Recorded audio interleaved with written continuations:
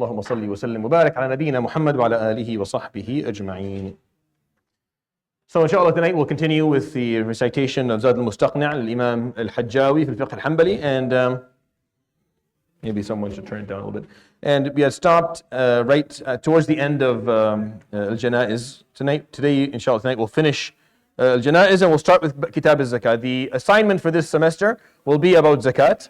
Like I'll be giving a assignment on the topic of Zakat inshallah ta'ala. So once we cover it, I'll give the assignment. You'll have enough time till the end of December inshallah to complete it. So don't worry. But tonight we're going to continue inshallah في باب الجنائز starting from where you see up there. قال السنة قل المصنف رحمه الله ونفعنا بعلمه السنة أن يقوم الإمام عند صدره وعند وسطها ويكبر أربعا يقرأ في الأولى بعد التعوذ الفاتحة ويصلي على النبي صلى الله عليه وآله وسلم في الثانية كالتشهد ويدعو في الثالثة فيقول اللهم اغفر لحينا وميتنا وشاهدنا وغائبنا وصغيرنا وكبيرنا وذكرنا وأنثانا إنك تعلم جزاك الله خير منقلبنا ومثوانا وأنت على كل شيء قدير اللهم من أحييته منا فأحييه على الإسلام والسنة ومن توفيته منا فتوفه عليهما اللهم اغفر له وارحمه وعافه واعف عنه وأكرم نزله وأوسع مدخله واغسله بالماء والثلج والبرد ونقه من الذنوب والخطايا كما ينقى الثوب الأبيض من الدنس وأبدله دارا خيرا من داره وزوجا خيرا من زوجه وادخله الجنة وأعذه من عذاب القبر وعذاب النار وافسح له في قبره ونور له فيه. So here he talks about what the sunnah is, or what you do in terms of the Salat al-Janazah. So the obligation for praying the deceased falls from the group by a single responsible person performing it. So you need someone to lead it. It has to be one person. It's best for it to be a relative, someone who is related to the individual. If not, then the imam would do it. It's recommended to be done for people and in congregation. As I said, it's a communal obligation, so it's not a personal obligation. Not every single person has to do this, but we have to have enough people doing it in order for it to be something we're not held accountable for. The sunnah is for there to be at least 3 rows of congregants, at least 3 rows. So if there's no 3 rows, let's say there's just 1 row. So what they do is they go and they make 3 rows out of themselves, because you don't have to have a full row when it comes to Salat al-Janazah. You don't have to have a full row. You just have to have 3 rows, even if the row has only 2 or 3 people. So if you have a very small number of people, just increase the rows with them. Like just dilute them into 3 rows so that you have at least 3 rows. Because the Prophet ﷺ would increase the rows in Salat al-Janazah, and he wouldn't have them stand as you do in Salah where there's a full space for sujood between them. You would come up and pray basically right behind the person. So the rows in Salat al-Janazah are very, very proximal. That's how they're supposed to be. Now people don't seem to know how to do that anytime we say, so we just keep them on the lines that are on the ground just to make it less complicated. But the correct way to do it is for those people, someone to stand on this line, and then right behind them would be a line without the actual distance for sujood between them. Wallahu alam. So it's recommended that Imam stands at the man's chest and at the middle of the abdomen of the woman, meaning if this is the casket and the head is here, then the Imam would stand here for a man and in the middle for a lady. And there's no specific evidence for that, but that's what the Hanbali madhab has. And then after the first, you make it's arba takbirat, so you make 4 takbir. After the first one, you recite Surah Al-Fatiha, and then in the second one, you do salat ala nabi as you do in tashahhud. So Allahumma salli ala Muhammad wa ala ali Muhammad kama sallaita ala Ibrahim wa ala ali Ibrahim wa barik ala Muhammadin wa ala ali Muhammad kama barakta ala Ibrahim wa ala ali Ibrahim fil alameen innaka Hamidun Majid. That's what you say after the second takbirah in Salat al-Janazah, as you would do at the end of your prayer, in tashahhud, no difference at all. ويصلي ويدعو في الثالث. And the third one, you make dua for the deceased, and they put this very long dua and it's translated, so you're welcome to read it and read the translation as well. It's all good. And then after the fourth, the Hanabila don't specifically, they'll talk about it in a second, but they don't specifically say what you're supposed to do. I'll read it for you. قال وإن كان صغيرا قال اللهم اجعله ذخرا لوالديه وفرطا وأجرا وشفيعا مجابا.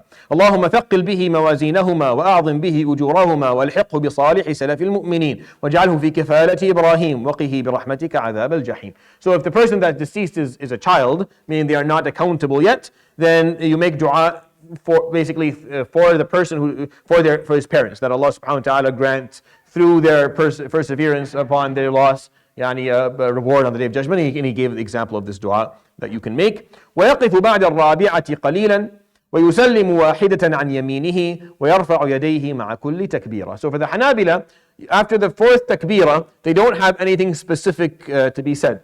The Shafi'iyya and some of the Malikiyya allow or say that you should make dua for yourself, or say Allahumma لا تحرمنا أجره ولا تفتنا بعده واغفر لنا وله. And the later Hanbali texts have that piece يعني in the madhab, and I'll put it as a slide inshallah within for you to review as well.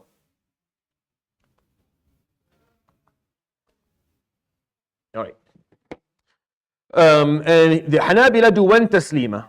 So for Salat al-Janazah, they do the fourth takbir, Allahu Akbar, and they pause for a moment, and then Assalamu alaikum wa rahmatullah, just once.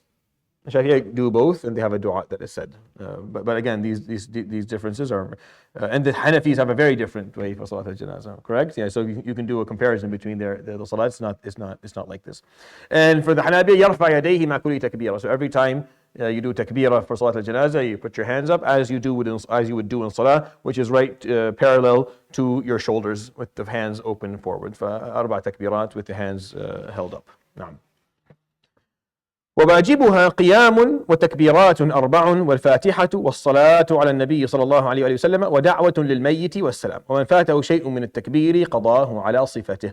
So he points out as Imam Hajjawi does in this text, where he says how things are done and then he tells you what the obligations are and what the sunnahs are, and so he does it in a different. He doesn't always do it as other texts do, which is why I like this, because you get to hear it twice. So the obligatory acts for a funeral prayer are you have to be doing it standing up if you're capable, and then saying Allahu Akbar 4 times, and then reciting Fatiha once, and then Salah al Nabi alayhi salatu, and then a supplication for the deceased, any supplication for the deceased, and then the closing Assalamu alaikum. That's what's required. Anything else is seen to be extra, and it's not a problem. The rest here. Okay, so it's recommended, and this is for the Hanabila. There's obviously the tarjuma has a lot more than what the text has, and you're welcome to read it, but I don't require it for the exam. Is that if you came for Salat al-Janazah, and you came in late, so you came, the Imam was doing the third takbir, so you stood there, Allahu Akbar, you did the third takbir. So now you recite Surah Al-Fatiha, right? And then the Imam does the fourth takbir, and you do in your second, so you do Salah al Nabi. And then he does taslim. The sunnah is for you to get the second 2 takbir on your own. The sunnah is for you to conclude or complete the second 2 takbirat, the second takbir that you missed, and then do Salam alaikum wa rahmatullah afterwards. So it's as if you're praying a regular prayer, and you make up for that which you missed. If you didn't, your Salat al-Janazah is still valid. It's recommended that you get the 4 takbirat.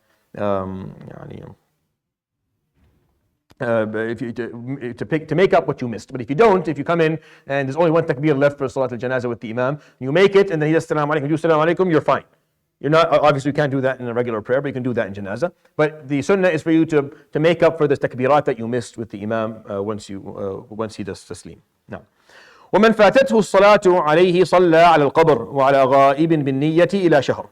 So whoever misses the prayer over the deceased prays at his grave up to a month after burying him, is for the Hanabila. And this opinion also allows for more than a month, but the prominent opinion is up to a month. Someone who is absent from the area, even if less than the distance of shortening prayer, is prayed over with the intention for up to a month. And likewise for someone who drowned, was taken prisoner, and the like. So Salat al-Ghaib, we take it from the Hanbali madhab, because not all of the other madhab actually agree to the concept of Salat al-Ghaib, but they do, and I use that opinion because I think it's helpful. So someone, for example, who's living here and someone passed away in a different country and they're dear to them, so they can do Salat al-Ghaib for them. They don't have to do it in the masjid, but they can do it at home alone with their family. But we usually do that in the masjid just as a way to kind of console the people who lost a loved one and to offer them some condolences.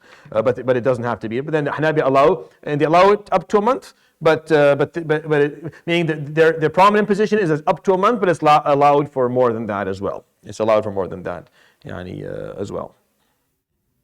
All right.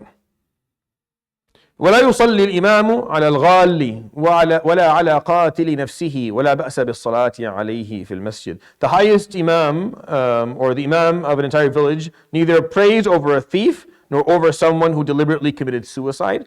There's no harm in praying over the deceased in the mosque if safe from being soiled by the body. So the idea here is that the imam of the city should not prey upon people who were found to have committed specific atrocities and did not repent from them before they died. So al-ghal is someone who had stolen money, died, and we found the stolen money.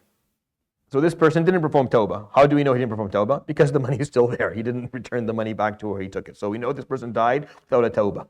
Or qatili nafsihi, someone who committed suicide. Their last action was a sin in its own sense. So you can have a salat al-janazah for this person in the masjid, is fine, but the imam shouldn't lead it. The imam shouldn't lead it. And there's a piece there that has validity. Like I said, the concept of imam in a city is there not just for rituals, but also there for a sense of leadership and validation. So when the person who Muslim passed away in a state of lack of sin, for example, or lack of tawbah, then the imam should not be performing this, because the imam in his presence is someone who validates people, their belonging and their. But it can happen in the masjid without necessarily the imam being there to attend it. And when people, when you have like suicide and people are mentally ill and stuff, that's different. That's a different story altogether. We're not talking about. We're not talking about people who have diagnosed mental diseases and they end up doing something like this. It's not seen the same way in general. Okay. So يسن التربيع في حمله ويباح بين العمودين. The obligation to carry and bury the deceased is fulfilled by a non-Muslim or someone else. This is because the intention of it has no consequence. When carrying him, it is recommended that the carriers cycle through the four supports. This is done by putting the left front support on one's shoulder, then moving to the left rear support, and then to the right front support on the left shoulder, and then moving back to the right rear support. So what this means, tarbiyah, is that you're carrying a coffin, so you need four people. So the sunnah is that they rotate. They rotate. As they're carrying, they move from one place to the other. So they get the ajr of carrying the entirety of the deceased. It is lawful to carry the deceased with only two supports. If the deceased is a child, there's no harm in carrying him in one's arm. That's fine. I mean, this lacks decisive evidence. So it's more of a recommendation from the Hanbali madhab. But it's not something that has an effect on the deceased. ويسن الإسراع بها وكون المشاة أمامها والركبان خلفها يكره جلوس تابعها حتى توضع. It is recommended to carry the deceased quickly, to walk ahead of him, and to ride behind him. So the way that they want the Hanabila put the janazah is that people walk, and then those who are carrying the casket, and then those who are on horseback behind them. And that's how the janazah would move. Obviously, today is a little bit different, but that's what they. So it's not recommended for the people who are carrying the casket to be in front of those who are walking, but rather behind them. If they're walking from where the salah happened to the cemetery, which doesn't happen almost anywhere anymore, because cemeteries are far away from masajid in general, or it's not a walking distance, so they're taken in cars. It is offensive for anyone following the deceased to sit before he is placed on the ground for burial, except for someone who is far away. So, the idea here, and this is a point that we find in other schools of jurisprudence as well, is that if you're going with the janazah and you're attending, that you don't sit, you don't take a seat until the deceased is put into the ground, and then after the deceased is put in the ground and the turab is you start putting the soil upon him, then the imam and those who are with him will sit, either sit down on the ground or sit qurfusa, meaning they're just just sitting on their heels with their and because the Prophet ﷺ would do this quite often. Just sit around the grave, and then he would speak or make dua or do something of the sort. But you shouldn't sit until the deceased is put in. It's it's a sign of respect. وَيُسَجَّى قَبْرُ امْرَأَةٍ فَقَطَّ. Only a woman's grave is shrouded. It's recommended to do so. It's offensive to do that for men if there's no excuse. وَاللَّحْدُ أَفْضَلُ مِنَ الشَّقِّ. So a grave with a niche carved out in the direction of prayer is better than a ditch grave, than a shaq. And for the lack of interest in going into too much of this, the Shafi'i specifically go into a lot of detail of what a lahd and a shaq is. But basically, a lahd is a proper grave, and a shaq is a smaller. Doesn't look much. Meaning there's not enough room for the deceased to be put in appropriately. It doesn't have a clear direction. It's not in the. So a shaq is more when you have filled cemeteries and you're just finding spots to get people in. Lahd is a proper plot for someone to be buried in. ويقول مدخله بسم الله وعلى ملة رسول الله ويضعه في لحده على شقه الأيمن مستقبل القبلة. So it's recommended that the person who places him into the grave says Bismillah wa ala millat Rasulillah and places him in the niche. It's obligatory that he be placed on his right side facing the direction of prayer.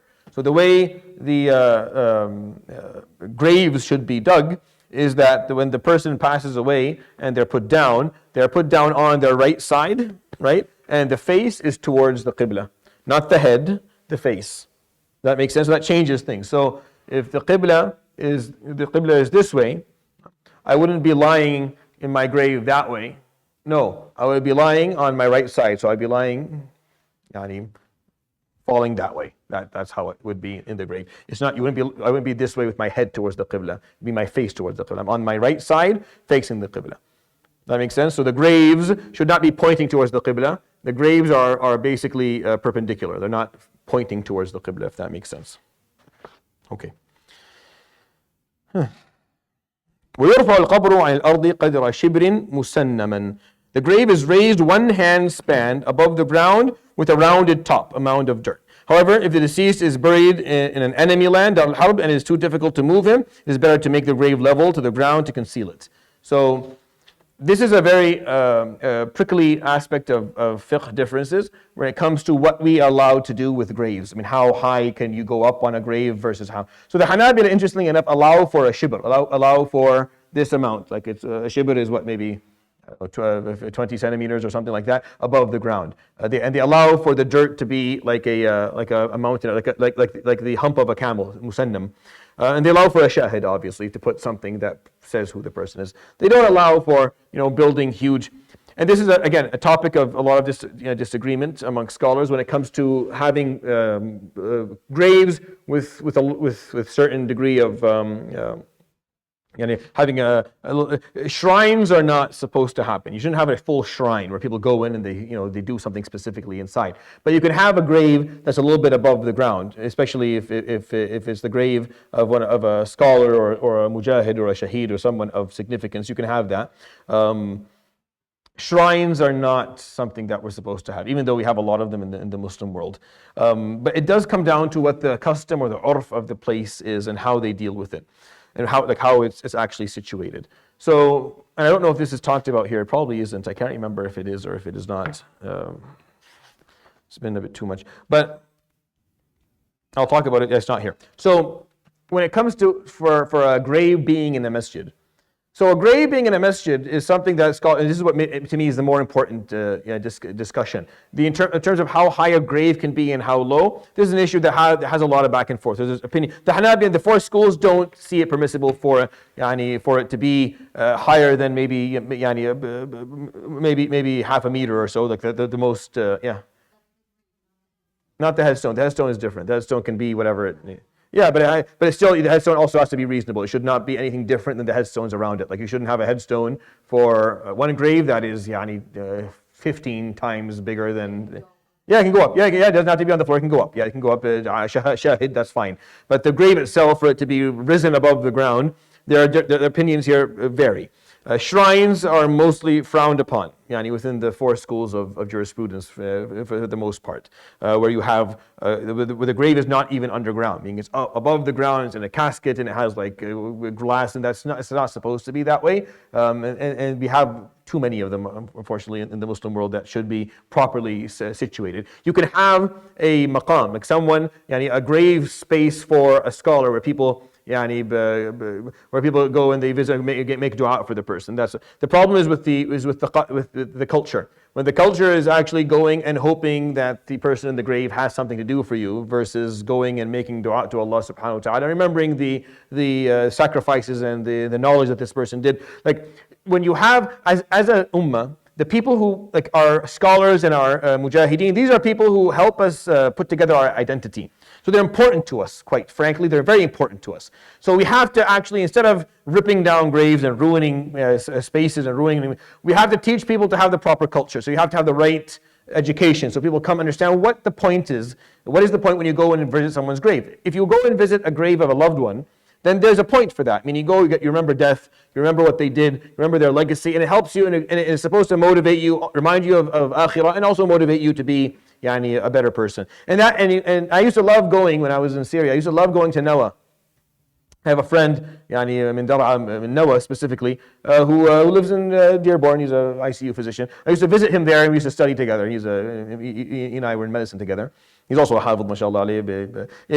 I used to go visit Darih Imam al-Nawawi because he had that's where his grave was. And I absolutely loved going there. It's just a reminder, that here, especially if you've read his books, and he wrote some of the most important collections on hadith and sharh al-hadith and fiqh. Shafi'is mostly through Imam al-Nawawi, one way or the other, whether you study Tuhfat al-Minhaj or you study al-Muhadhab or Sharh al-Muhadhab or you study Majmu', like all of these books are basically him. So and you go there, you're just reminded of the effort and the time that this person spent and where he lived and how there's value in that.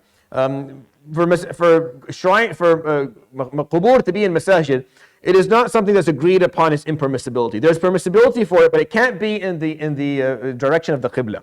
You can't have the darih in the direction of the qibla. It has to be at the back of the masjid. And then, as I said, there has to be a proper culture of what the point of that being there. And a lot of masajid throughout our history were built around qubur, around the shrines or the graves of great people, Sahaba radiallahu anhum, or ulama. The ones that need to change are the ones where you have the qabr in the direction of the qibla and they're praying towards the qabr the whole time. And that's, you see, there's a problem with that from a cultural perspective and also from a basic understanding of Islam. So in the background, the Prophet ﷺ's qabr is in his masjid, like the masjid. If it's done there, then it can be done elsewhere. You just have to have the same understanding of how this should be treated and how it should be dealt with. It's just something that I think is worth. I'm not here to break down the pieces of evidence for both opinions, but maybe we do that inshallah in future fiqh courses where we talk about evidence inshallah ta'ala. قال ويكره تجصيصه والبناء والكتابة والجلوس والوطء عليه والاتكاء إليه. It's offensive to plaster the grave, decorate it, perfume it, build over it, write on it, sit on it, walk on it, lean on it. Like it shouldn't be something that we put up the grave and then you respect the grave and who's in it and you don't really do much. You can put flowers on it, that's something that's acceptable.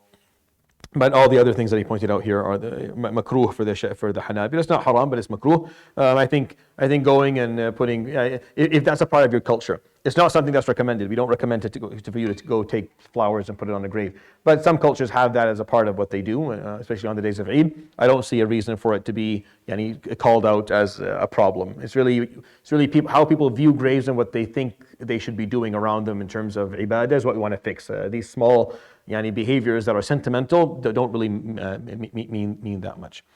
All right.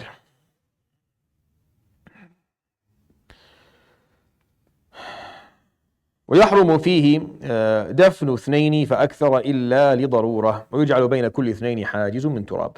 So it's unlawful to bury two or more together, or one after the other, within the same grave, before the first has decomposed. Once the first has decomposed, then khalas, you can put the second one in. You can have two shahid. You can have two headstones for the grave saying that these two people were buried here. But you have to wait for the second one, for the first one to not be there. If you can open the grave and the person is still there, it hasn't been long enough, it's only been a year or two. But after a couple of years, there's nothing left. There's absolutely nothing left in the grave, so you can put someone down in there, that's fine. If a grave is dug and bones are found, they are re-entered. re-entered, and then the new grave is dug elsewhere. So if you dig up a grave and there's still something there, then you have to kind of, out of respect, put cloth around the grave, close the grave again, and then go dig another grave somewhere else. For the Hanabila, you're not allowed to put someone on top of someone if their bones are still there. If you're finding remnants of the person in the grave. And if there's a darura, you can put two in a grave at the same time. Like if there's not enough space in a cemetery, you have no more, and there's not enough people to dig, and there's not enough space to dig in, then you can put two people in one grave. The one who is more righteous, or the one who is more knowledgeable, will be closer to the qibla with the face, and the other person would be behind them. And the Prophet ﷺ did this during the time of Uhud. He had more than one person put in the grave. And you put a small, you put some turab between the two, so they're not physically stuck together. You put a little bit of turab between the two. A barrier of dirt is what is between each pair of bodies. It's like two small graves. It's like we're dividing one regular grave, putting two people in, and just putting some dirt between them, and then closing upon them. But what's more important to me is just the concept that it's acceptable for you to dig up a grave and put someone else in if you know that the body is decomposed. And today, I think we know the number of years that is required. I forget whether it's 10 or 15, I can't remember, but within that, there's absolutely nothing left inside the grave. If you pick it up, it's just an empty hole because the body has completely been decomposed and it went back into the earth. But the problem here is that sometimes they're putting people in concrete graves, which makes it way longer. It takes way longer for the body to decompose, so it's harder to actually bury. When you put in regular graves, when you're not surrounding them with if it's a casket of khashab, then they'll decompose. Now, if it's a casket and it's concrete, then this will take much longer for earth or nature to take its course. So you have to that becomes a little bit of a problem. Yeah. So they do concrete here because of the nature of the earth that we're in. It rains too much. So too much of the bodies of the deceased will float to the surface too early. And it can cause disease, and it can cause, it's like parts of bodies will start to come, just because of how much it rains. So really the answer is not to make a concrete casket, but just to dig deeper into the earth and just put a lid. You don't need a concrete casket, you just need a lid and a deeper grave. Yeah, whatever. A wooden lid would work. Just need to dig a bit deeper. And I don't know why they decided concrete caskets has never been a part of it. Huh? It's the law. It's not haram Islamically for it to be the case, but it's. I'm just saying it makes a problem for when cemeteries become full and you want to put two people, especially if they're from the same family. Like if a father passes away, and then 40 years later his son passes away, you can put his son with the father. But if it's a concrete casket, you may still find remnants of the person in there 40 years later with the way it is. But regular graves, absolutely nothing would be done. Yeah. Can you separate two people with concrete if there's a concrete barrier between? Yeah, you can. Yeah, you can. Yeah. There's permissibility. It's permissible. It doesn't matter. You don't have to. You can bury at night for the Hanabila. It's not a problem. Like it's not something that's seen as unrecommended. Even though some of them don't recommend burials at night, but the Hanabila have no problem with it.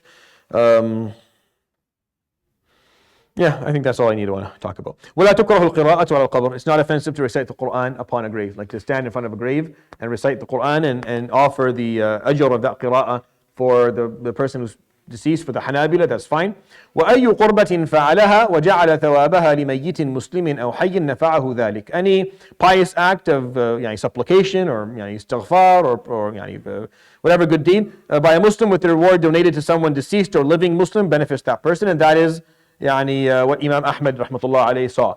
And this is obviously an issue of difference of opinion among scholars. Imam Ahmad rahmatullah alayhi saw that any good deed that you did and you offered the thawab, the ajr for someone else that is Muslim, whether they're dead or alive, it would get to them. He made some exceptions, like you can't do a salat fard, for example. You can't do certain things you're not allowed to. But if it's nawafil, if you prayed nafila, if you recite Quran, you do forgiveness, you give sadaqat, you fast nafila, and you offer that ajr to people, to other people in your life, dead or alive. Imam Ahmad was of the opinion that that's permissible. Other scholars have reservations on certain aspects of that, and some of them have full reservations on it. But there's a spectrum of difference of opinion here that with reasonable evidence. Zakat is fard. You can't offer zakat to someone else. You can pay zakat on behalf of someone else if they didn't pay zakat in their life. You don't have to if he doesn't have any money. So if the person passed away and nothing was left of their tarika, meaning that, we'll talk about that inshallah. Like they passed away, there was no inheritance. If there's inheritance and we know they didn't pay zakat, then it's obligatory to use that money to pay zakat, because haqqullah subhanahu wa ta'ala comes before haqq al-ibad. So you pay zakat through that money. But if that person passed away, never paid zakat, had money to pay zakat and should have and never did, but when this person passed away, there was no money left, like there's no inheritance at all, then you're not obligated to pay zakat for them, but you can. Like you can pay zakat on their behalf if you know that they didn't do it during their lives, but you don't have to. Like you're not obligated, you're not held accountable. That's up to them. وسنة أن يصلح لأهل الميت طعام ويبعث به إليهم ويكره لهم فعله للناس. So it's recommended that for the family of the deceased, people make food for them and send it to them so that they're not cooking. And it's makruh for the opposite to be the people who lost the deceased to make food and feed others. No, it should be the other way around. It should be the other way around. We always do this wrong. I don't know why. And the dhabh should not happen out on the grave. And the blood should not be splattered. Again, these are just bad habits, bad cultures, and bad understandings of the deen that need to be removed. Otherwise, a lot of things. There's a lot of barakah and a lot of benefit of having graves close by, and knowing the person in the grave and making dua and remembering death and mortality is very helpful. The problem is that people without the proper education, without understanding things, end up behaving in really dumb ways.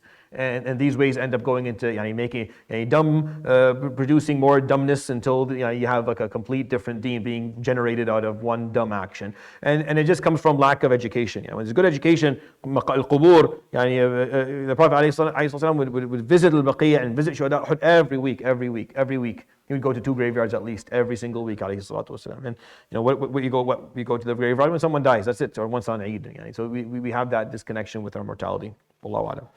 تسن زيارة القبور إلا لنساء وأن يقول إذا زارها أو مر بها السلام عليكم دار قوم مؤمنين وإنا إن شاء الله بكم لاحقون يرحم الله المستقدمين منكم والمستأخرين نسأل الله لنا ولكم العافية اللهم لا تحرمنا أجرهم ولا تفتنا بعدهم واغفر لنا ولهم.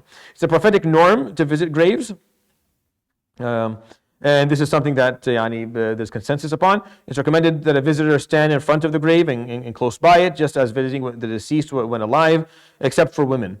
It's offensive for women to visit graves other than those of the Prophet ﷺ's companions and their relatives. So, and this is the Hanbali opinion on the matter. This is how the Hanbali see this. The Shafi'is disagree and the Hanafis disagree as well. Meaning women are seen to be equal to men when it comes to visiting graves. But the Hanabila have opinion that they can visit graves, but have to be of the graves that were ordered to visit, which is the grave of the Prophet ﷺ and the grave of their families. Aside from that, and the reason that they do this, by the way, the evidence is just an evidence of al-hal, not the evidence of scripture. So, as if you study usul al-fiqh, you'll understand that some evidence is obviously taken from scripture and wordings, and some of it's taken from al-hal, from al-maslaha, taken from the reality. So, when Imam Hajjawi wrote this, obviously Imam Buhuti explained it. We still have this problem in the Middle East, where when ladies go to the grave, they behave in ways that are inappropriate to be behaving in front of a grave, and they can't control themselves and they're too emotional, so they're told not to go. Even though the Prophet ﷺ, and it's not like the Hanabila didn't know the opinion that it's okay for women to go to visit the grave, but the problem comes on the maslaha. If it's okay, but then every time they go there's a bad behavior, then the ruling will follow whatever the maslaha is, whatever is more benefit for them and for the deceased. So it's not the hurma of a woman not going to not visiting graves is not a hurma of nas. So it's not a impermissibility or an unrecommended or disrecommendation based on scripture or based on revelation. It's based on maslaha. So when we know, and that goes, and that changes when the place changes. So here, when I'm asked this question, I say no, they can go. I have yet to see any bad behavior. But if there is, then that would change things, because there's a certain degree of respect that has to be shown when we go to a qabr. تعزية المصاب بالميت. It is recommended to visit and console anyone touched by the death, meaning anyone who was bothered by the loss of this person. Even a youngster before burial and after, but not after 3 days. When the deceased is a Muslim, one says, عظم الله أجرك وأحسن عزاءك وغفر لميتك.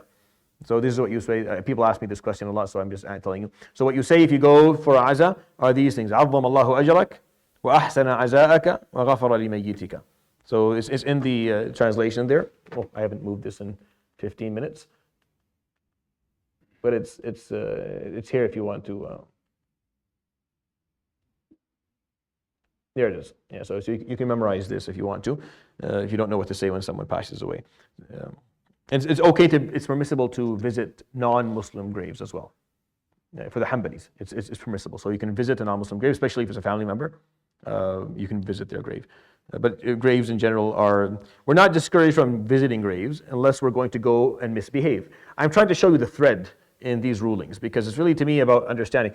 The reason that mu'min are told in the Hanbali madhab not to visit graves, the reason that the grave should not have a certain it's because how people behave around the grave. If you go to the grave and you misbehave, meaning you start thinking that the person in the grave can do something for you, start leaving money inside, or you start bringing a qurban for it, or you start praying to it, or you put it in the direction of the qibla so you can pray to it as well, or women go and they start yanuh and they're thawb, so it's the behaviors at the grave that are the problem. So the fuqaha, when they give their rulings, they are trying to mitigate the amount of bad behaviors around the grave. That's what all they're trying to do, and it's based on observation, it's based on seeing things, because fiqh is not about teaching people or educating people, meaning education of the population that happens in a different setting, like to teach people what is haram and what is halal, what is good, what is bad happens. This here is to preserve the ethics and the values and the practices of a community. So the fiqh here is technical. It's not educational. I hope you understand what I'm trying to say. It's not trying to educate people and fix their problems. That should be happening. The imam should be taking care of that. It should be a setting. And when you educate people, you'll find that the fiqh will change once people's norms and behaviors change. That's why you'll find books of fiqh that don't have these same opinions, that are maybe a couple of centuries earlier or a couple of centuries later, or were in different parts of the world where the behaviors and practices were different. And that's a big part of understanding fiqh, by the way. So the texts that we are reading are the texts that have the most general rules, the rules that have less specificities, like for just time and space, which is in these texts live on, and that's why Zad Mustaqna lives on, because it has a smaller number or a lesser number of specific rulings that were only for a specific time and place, even though this is one of them, but in comparison to other books of fiqh, it doesn't have as many. So it's easier to read and learn from. وَيَجُوزُ الْبُكَاءُ عَلَى الْمَيِّتِ. It's permissible to cry over the deceased, that's fine. Just in case, some people would see that to be, and the Arab for a long time didn't think that was good. Thought it was. وَيَحْرُمُ النَّدْبُ وَالنِّيَاحَةُ وَشَقُّ الثَّوْبِ وَلَطْمُ الْخَدِّ وَنَحْوُهُ. It's unlawful to mournfully extol the good characters of the deceased, as in a way where you sit there and you act like this was the only good person that ever lived. That's what nadb is. The way he explains it here is actually eulogizing, is saying something nice about the deceased is not haram, it's actually recommended. But here is where you speak about the person as if they were flawless. That's how things begin. It begins when you start talking about someone as if they never carried flaw, and they were absolutely perfect. And this changes the way people see this person and how they deal with it. So that's when niyaha, to wail, I mean scream, and to tear one's clothing, and to strike one's cheek, I mean they're slapping their faces, and to pull one's hair out, and to blacken one's face with dirt, and to scratch their face and the like. And you may listen to this and say, that doesn't happen. Oh, it does. It happens a lot. It happens a lot. Like I left in 2013 and it was still happening. In Syria, it was still going on in our village. We had to ban. There was two ladies who were banned from coming to the grave. Banned. If they came, they would be kicked out. They would actually be physically picked up and thrown out of the graveyard because they came in and that's all they did. They sat on the graveyard and slapped their faces and took up dirt and screamed and wailed, and there was nothing. Sometimes they would come and do this, and the person that died, they've never ever heard of. Like they've never met in the entirety of their lives. Like they don't know who this person is. They just had nothing else to do that day and they saw janazah, so they decided to go and have some fun.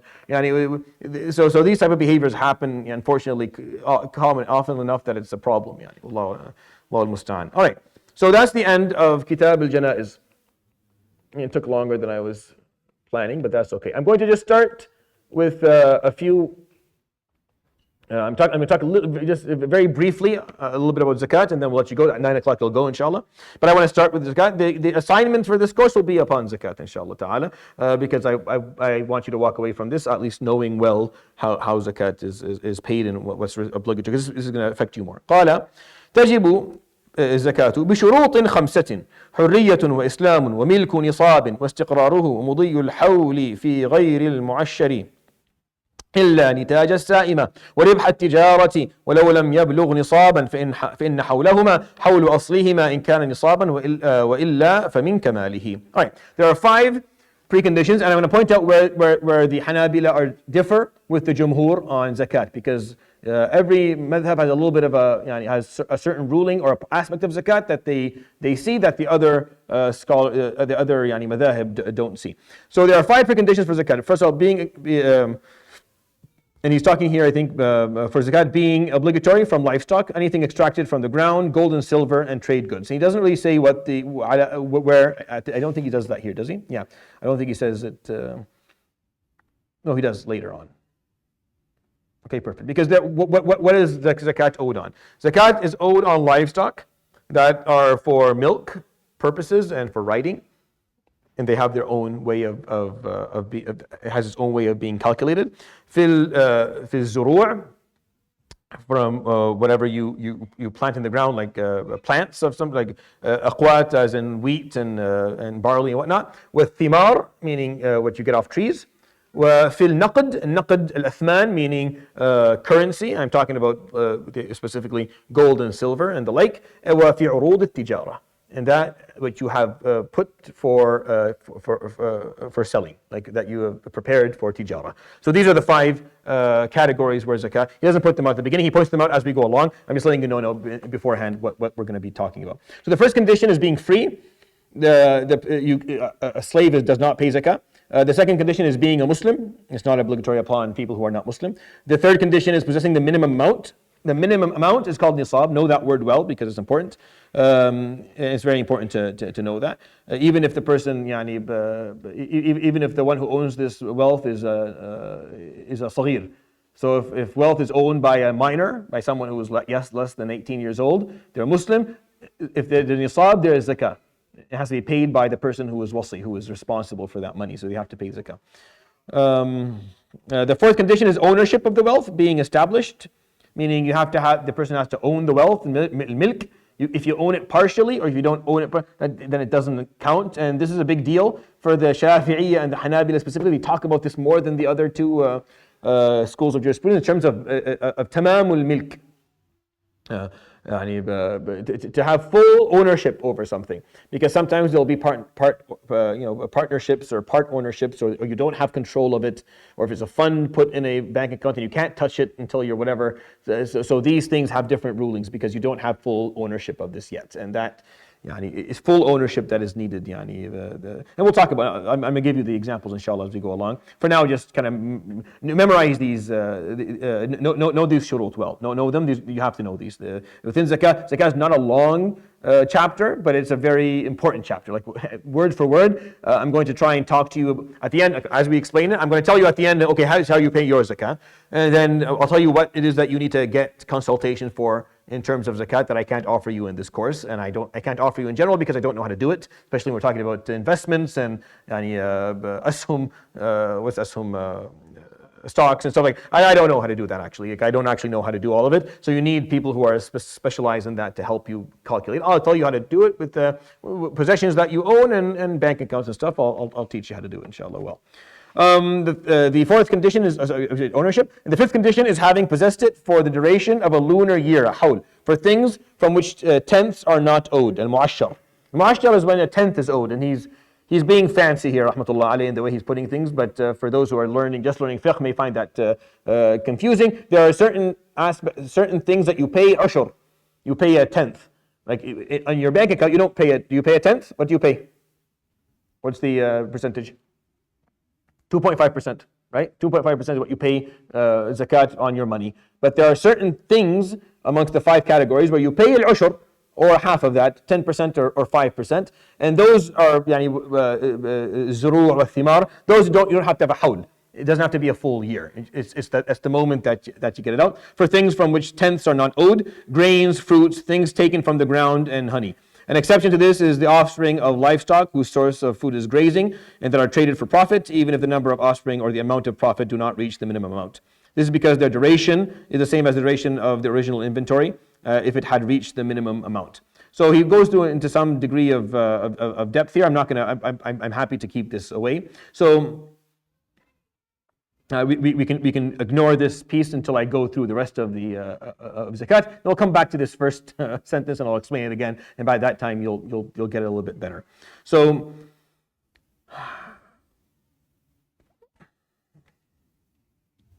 okay, I'll read one more sentence for you here, and then we'll come back because I don't want to. If I get into this now, then you're not going to find it too confusing.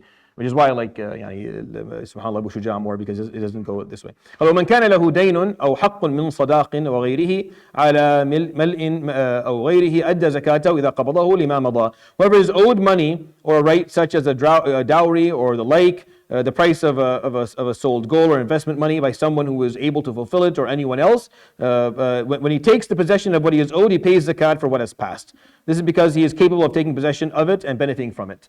That is if he did have the ability to do so. If he did not have the ability to take the money, then he does not owe for the time that is gone. If you're able, but you just didn't take it, once you take it, you owe for the time that you should have, that it stayed with the person. But if you couldn't take it, the person had the money, they did not pay it to you, and you asked for it, you still didn't get it, then you don't owe for the time that it was. It's the same whether or not his intention for letting it remain owed to him was to flee from zakat, or even if the amount obtained was less than minimum amount for zakat.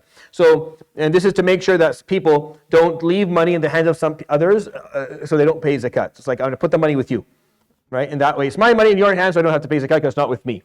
So if it's with you and I can take it, then I owe zakat for all the years that it stayed with you. But if you're holding it from me, like you're not giving it to me and I want it, then I don't owe zakat for those years. Like you're in sin for withholding wealth that you could have paid. So for a lady that has muakhar from her husband, but she's not getting it because he doesn't have the muakhar yet and the money is not being paid, then she doesn't owe zakat for the 15, 25 years that it took him to pay the muakhar. Unless he had the muakhar, she could have asked for it and taken it, and she didn't, then she would owe for that money if it's nisab. So if it reaches the minimum amount. And this piece is why I tell husbands, look at your muakhar. Once you have it, pay it. Like once you have, once you comfortably can pay it, and your wealth is, you can pay the mortgage and take care of the rent and have ends meet at the end of the month. Then give her the dowry, because if you don't, then technically, if you have the money, then she owes zakat on this for all these years that she's not paying it. And that's not just the Hanabila; the others see that as well. ولا زكاة في مال من عليه دين ينقص النصاب ولو كان المال ظاهرا وكفارة فدين. So this is what the majority opinion of scholars is, even though the Shafi'iyya they disagree on this, that zakat is not owed from the wealth of someone whose debt brings it below minimum amount. So if I have the minimum amount, let's say it's $7,000 for example, and I have $10,000, so I have more than the minimum amount, and it's been sitting there for a year, but I am in debt for $6,000. If you take 6 out of 10, I'm only left with 4, that's not nisab, so I don't pay zakat for the Hanabila. For the Hanabila, I don't owe zakat for that. For the Shafi'i, you do, because they tell you, why don't you just pay off your debt then? Pay off your debt? Why are you keeping the money there? But the Hanabila don't, and the majority of opinion for that is the same as well.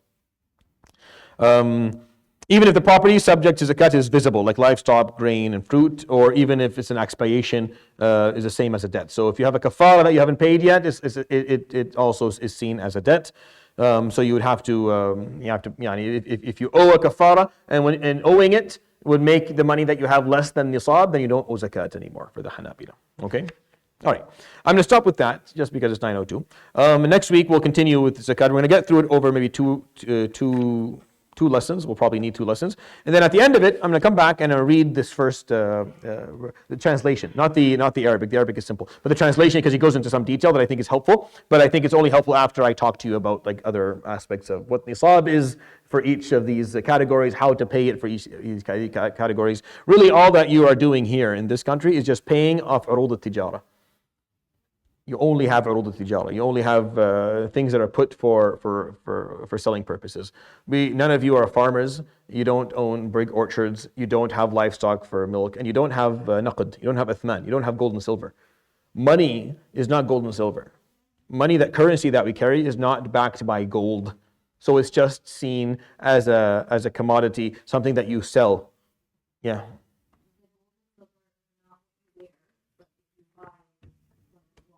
Yeah, exactly. Yeah, and you hold on to it. Yeah, oh yeah, for sure. And if it's and we'll talk about what the nisab is for that. It has to be of a certain amount and everything. But I'm just saying that what we have in Canada here, the majority of us, we just have urud al-tijara.